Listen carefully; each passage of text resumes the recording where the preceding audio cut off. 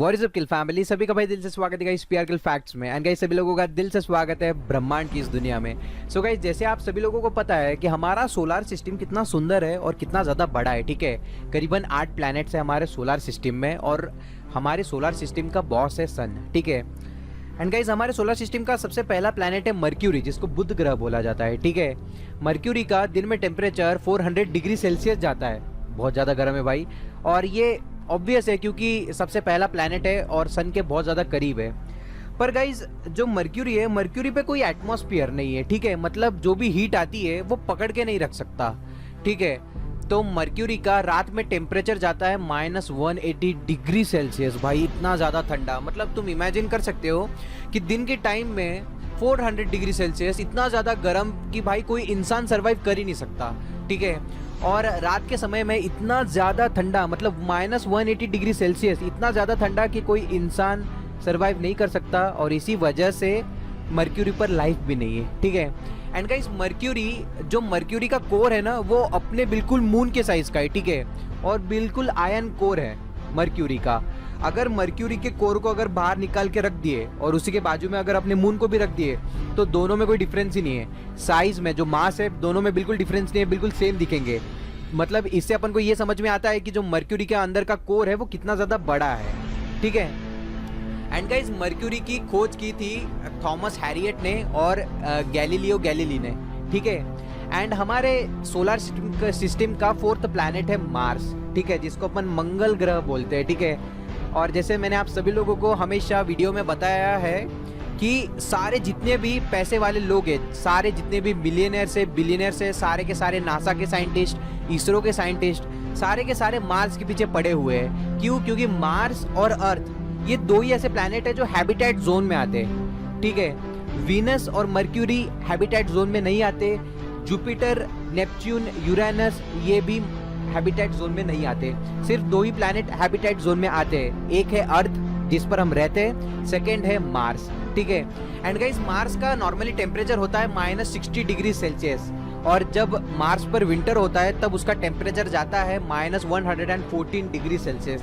ये भी भाई बहुत ज़्यादा ठंडा होता है। सो गाइस आज का फैक्ट हमारा बिल्कुल ही अलग है, ठीक है। इस फैक्ट को ध्यान से सुनना कि सोचो कि अगर मर्क्यूरी और मार्स मतलब बुध ग्रह और मंगल ग्रह अपने ऑर्बिट से निकल के अगर दोनों भी जो प्लैनेट है, अगर दोनों भी प्लैनेट एक दूसरे को कोलाइड हो गए तो भाई क्या होगा।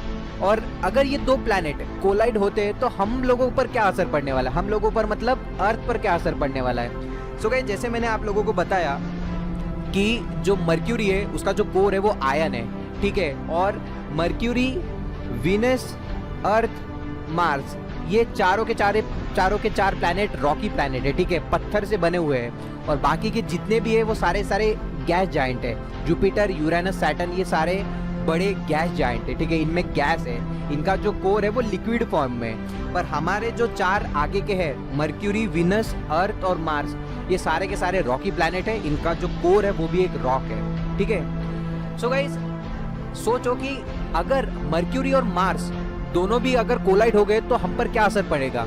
सबसे पहले गाइस क्या होगा, जैसे जैसे मर्क्यूरी और मार्स एक दूसरे की तरफ खींचे चले जाएंगे, क्योंकि जैसे मैंने हर वीडियो में आप लोगों को बताया कि हर एक प्लैनेट का अपना अपना ग्रेविटेशनल फोर्स होता है, ठीक है। तो ग्रेविटेशनल फोर्स के चलते मर्क्यूरी और मार्स एक दूसरे की तरफ बहुत स्पीड से खींचे जाएंगे।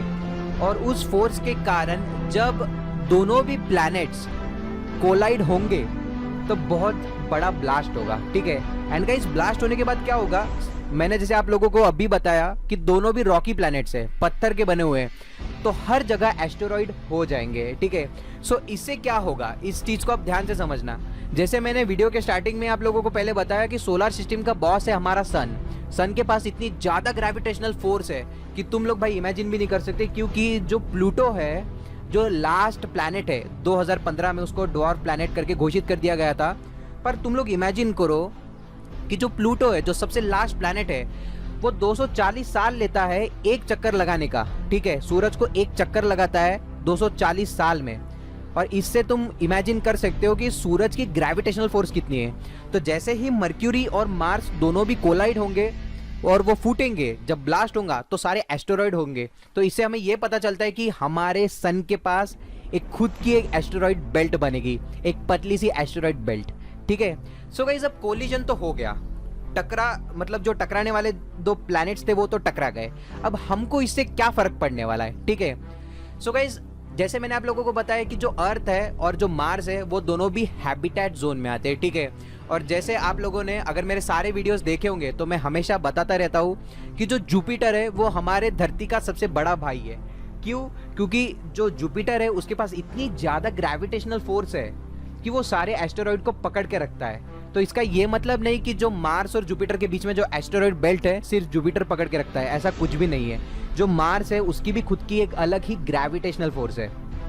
तो जो बीच की एस्टेरॉइड बेल्ट है उसको पकड़ने में मार्स का भी बहुत बड़ा हाथ है, ठीक है। अब जैसे आप लोगों ने देखा कि मर्क्यूरी और मार्स दोनों तो कोलाइड हो गए, दोनों तो टक्कर खा गए, अब दोनों भी प्लैनेट्स बचे नहीं, तो हमारे साथ क्या होगा? सो गाइस क्या होगा, जो भी एस्टेरॉइड बेल्ट है, जो एस्टेरॉइड बेल्ट में जितने भी एस्टेरॉइड है, ऐसा हो सकता है, ऐसा बहुत ज़्यादा परसेंट चांसेस है कि हमारे धरती पर फिर से और एक बार बहुत बिलियन ईयर्स बाद हमारे धरती पर फिर से एस्टेरॉइड शावर हो सकता है, मतलब एस्टेरॉइड की बारिश हो सकती है। और जैसे आप लोगों को पता है कि 10.6 किलोमीटर का एक एस्टेरॉइड ने डायनासोर्स का क्या हाल कर दिया था, मतलब डायनासोर्स गायब हो गए धरती से जब एक एस्टेरॉइड करीबन 2 बिलियन साल पहले टकराया। तो इसे अपन लोगों को क्या समझ में आता है कि जैसे ही मार्स हटेगा वैसे ही एस्टेरॉइड बेल्ट खुल जाएगी, क्योंकि जुपिटर तो एस्टेरॉइड को पकड़ के है पर उतना ज़्यादा वो पकड़ नहीं सकेगा।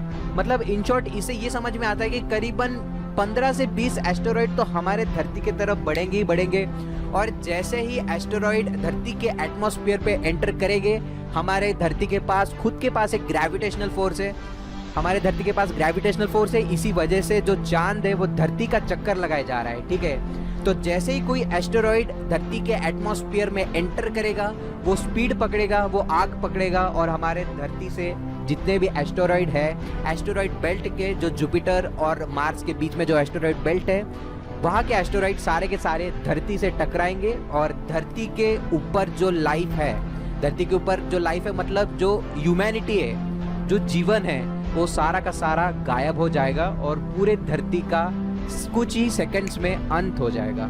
सो गाइज आई होप आज का वीडियो देखने में मजा आया होगा और इन्फॉर्मेशन गेन हुई होगी। तो भाई लीव अ लाइक, शेयर करो, कमेंट करो, सब्सक्राइब करो विद नोटिफिकेशन बेल के साथ। मिलते हैं नेक्स्ट वीडियो में, तब तक के लिए be safe, be happy and everybody good bye.